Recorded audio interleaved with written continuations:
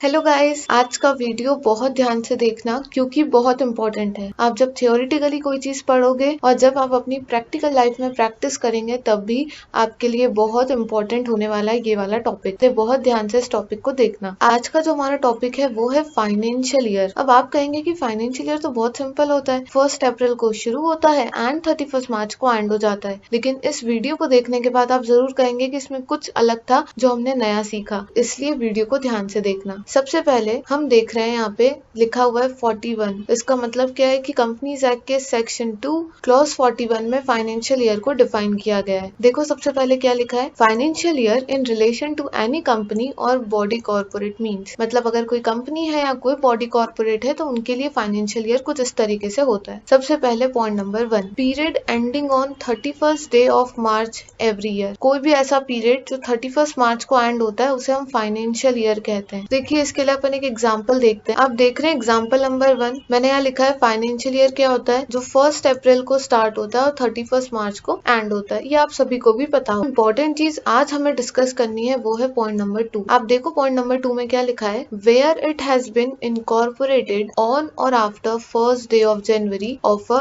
Year, the period ending on 31st day of March of the following year in respect whereof financial statement of the company और body corporate is made up. आप सभी लोग यही कह रहे होंगे कि इस लाइन में क्या लिखा है, हमको कुछ समझ नहीं आ रहा है। तो आज आप लोग ये लाइन समझ के जाएंगे। सेकंड जो पॉइंट है वो बात कर रहा है एक ऐसी कंपनी की जिसका इनकॉर्पोरेशन हुआ है। हमें ये देखना है कि अगर कोई कंपनी न्यूली इनकॉर्पोरेटेड होती है, अब कोई भी कंपनी कभी भी इनकॉर्पोरेट हो सकती है। हो सकता है कोई कंपनी अगस्त में इनकॉर्पोरेट हो गई हो, कोई अक्टूबर में हो गई हो, कोई नवंबर में हो गई हो। उनका फाइनेंशियल ईयर फर्स्ट ईयर में कब से स्टार्ट होगा और कब एंड होगा वो चीज हमें देखनी है। जाते हैं फिर से एग्जाम्पल। देखो यहाँ क्या लिखा है, in case of newly incorporated company in first year. ये एग्जांपल जो है वो सिर्फ फर्स्ट ईयर के लिए रहेगा क्योंकि सेकेंड ईयर से किसी भी कंपनी के लिए यही फाइनेंशियल ईयर एप्लीकेबल होगा। पॉइंट नंबर 2 में क्या लिखा है, if a company incorporated as on 6 July 2021। हमने एक जनरल एग्जांपल लिया है कि अगर कोई कंपनी है जिसका इनकॉर्पोरेशन जुलाई में हुआ है, 6th डे ऑफ जुलाई 2021, उस कंपनी के लिए फर्स्ट ईयर में उसका फाइनेंशियल ईयर क्या होगा। देखिए क्या लिखा है, फाइनेंशियल ईयर स्टार्ट होगा 6 जुलाई 2021 से और एंड कब होगा, 31 मार्च 2022, क्योंकि 6 जुलाई के बाद जो मार्च आने वाला है वो हमारा क्या है, 31 मार्च 2022। तो एक चीज आपको यहाँ पे क्लियर हो गई होगी कि अगर कोई न्यूली इनकॉर्पोरेटेड कंपनी होती है तो वो जब से इनकॉर्पोरेट होती है वहां से लेके उसका जो अगला मार्च, नेक्स्ट मार्च आने वाला है, वहां पे उसका फाइनेंशियल ईयर एंड होता है। और इस कंपनी के लिए नेक्स्ट ईयर से फाइनेंशियल ईयर क्या होगा, ये फाइनेंशियल ईयर होगा 1 अप्रैल से लेके 31 मार्च। तो अगर हम यहाँ पे देखें तो क्या होगा, 1 अप्रैल 2022 टू 31 मार्च 2023।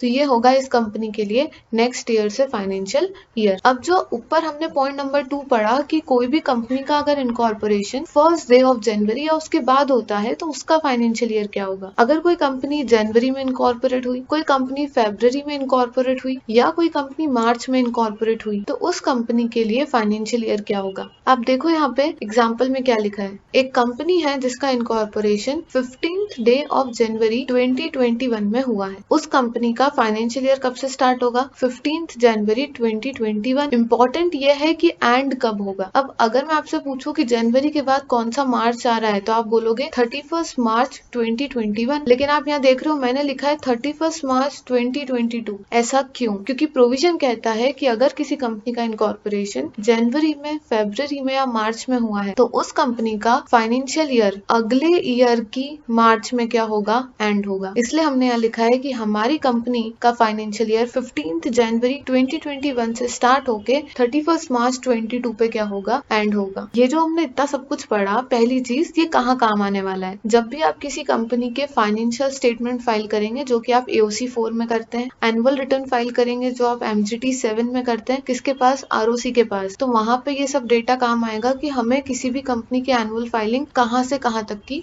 करनी है। दूसरी चीज, ये जो पॉइंट है कि जनवरी या उसके बाद कोई कंपनी इनकॉर्पोरेट हुई है, मतलब सिंपल सी बात है, जनवरी, फरवरी या मार्च में कोई कंपनी इनकॉर्पोरेट हुई है तो उसका फाइनेंशियल ईयर अगले साल क्यों एंड हो रहा है। तो उसका रीजन बहुत सिंपल था, क्योंकि कंपनी अगर जनवरी में इनकॉर्पोरेट हुई है, उसका डेटा हमारे पास सिर्फ कितना रहेगा, जनवरी, फरवरी, मार्च। फरवरी में इनकॉर्पोरेट हुई है तो फरवरी और मार्च, और अगर मार्च में इनकॉर्पोरेट हुई है तो सिर्फ मार्च का डेटा होगा। मतलब बहुत कम डेटा होगा, कंपनी को टाइम लगता है वर्किंग करने में। क्या क्या डेटा फाइल कर पाएंगे आरओसी के पास। इसलिए ये प्रोविजन बनाया गया कि अगर कोई कंपनी जनवरी, फरवरी, मार्च में इनकॉर्पोरेट, आप उस कंपनी का फाइनेंशियल ईयर अगले साल एंड करेंगे ताकि कंपनी के लिए थोड़ा सा ईज हो जाए। नाउ आई थिंक आप लोग समझ चुके होंगे कि फाइनेंशियल ईयर क्या होता है। 1 अप्रैल से शुरू होता है, 31 मार्च को खत्म होता है। लेकिन अगर कोई न्यूली इनकॉर्पोरेटेड कंपनी है तो उस केस में जब से उसका इनकॉर्पोरेशन हुआ वहां से लेके जो भी नेक्स्ट 31 मार्च आएगा वहां पे एंड होगा। लेकिन अगर कोई ऐसी कंपनी है जो फर्स्ट डे ऑफ जनवरी या उसके बाद इनकॉर्पोरेट हुई है तो फिर हमें क्या करना है, नेक्स्ट ईयर का 31 मार्च पे उसको क्या करना है, एंड करना है, ताकि हम उसके proper financial statement file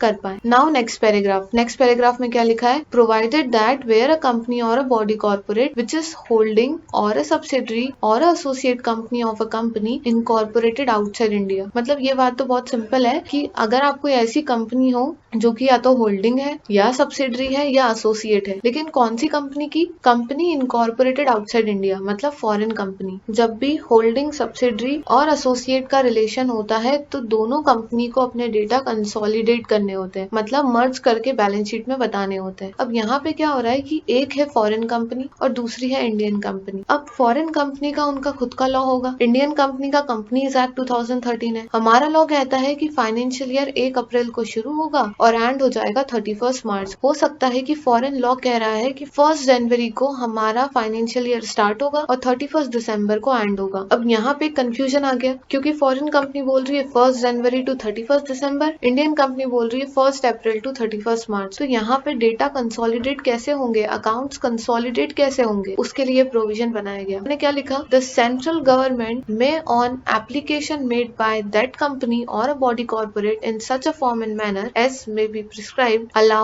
any period as its financial year whether or not that period is year। तो इन्होंने कहा कि सेंट्रल गवर्नमेंट को आप एप्लीकेशन लिख दो, सेंट्रल गवर्नमेंट आपको कोई different year, different financial year क्या कर देगी, अलाउ कर देगी। तो उस केस में इंडियन कंपनी 1 जनवरी से 31 दिसंबर को भी फॉलो कर सकती है अगर आपने सेंट्रल गवर्नमेंट से क्या करी है, परमिशन ली है। आपको सेंट्रल गवर्नमेंट को इसके लिए एप्लीकेशन लिखनी होगी। अब क्या होता था कि ये जो पावर है सेंट्रल गवर्नमेंट के पास, पहले ये पावर ट्रिब्यूनल के पास थी। पहले हम ट्रिब्यूनल को एप्लीकेशन लिखते थे और उससे परमिशन लेते थे, लेकिन अब ये पावर सेंट्रल गवर्नमेंट को दे दी गई थ्रू कंपनीज अमेंडमेंट ऑर्डिनेंस 2019। अगले पैराग्राफ में ये लिखा हुआ है कि ये वाला अमेंडमेंट आने से पहले जो भी एप्लीकेशन पेंडिंग थी ट्रिब्यूनल के पास, वो ट्रिब्यूनल डिस्पोज ऑफ करेगा और उसके बाद सेंट्रल गवर्नमेंट। आज आपने देखा होगा कि फाइनेंशियल ईयर कोई छोटा टॉपिक नहीं है, बहुत कुछ चीजें इसमें है जो आपको काम आने वाली है। तो इन शॉर्ट अगर हम देखें, हमने क्या क्या देखा, फाइनेंशियल ईयर कब स्टार्ट होगा, कब एंड होगा। अगर कोई कंपनी न्यूली इनकॉर्पोरेटेड है तो उसमें 2 केस देखे, एक ऐसी कंपनी जो 1 अप्रैल से दिसंबर तक में इनकॉर्पोरेट हुई है उसके लिए क्या होगा, एक ऐसी कंपनी जो जनवरी, फरवरी या मार्च में इनकॉर्पोरेट हुई है उसके लिए केस क्या होगा। फिर हमने देखा कि अगर फॉरेन कंपनी के साथ आपको अपने अकाउंट्स कंसोलिडेट करना है तो आप डिफरेंट फाइनेंशियल ईयर फॉलो कर सकते हैं। उसके लिए आपको सेंट्रल गवर्नमेंट को एप्लीकेशन लिखनी होगी और यही पावर पहले किसके पास थी, ट्रिब्यूनल के पास। Thank you. अच्छा सुनो, जाते जाते सब्सक्राइब का बटन दबा देना ताकि तुम भी बन जाओ कंपनी लॉ एक्सपर्ट।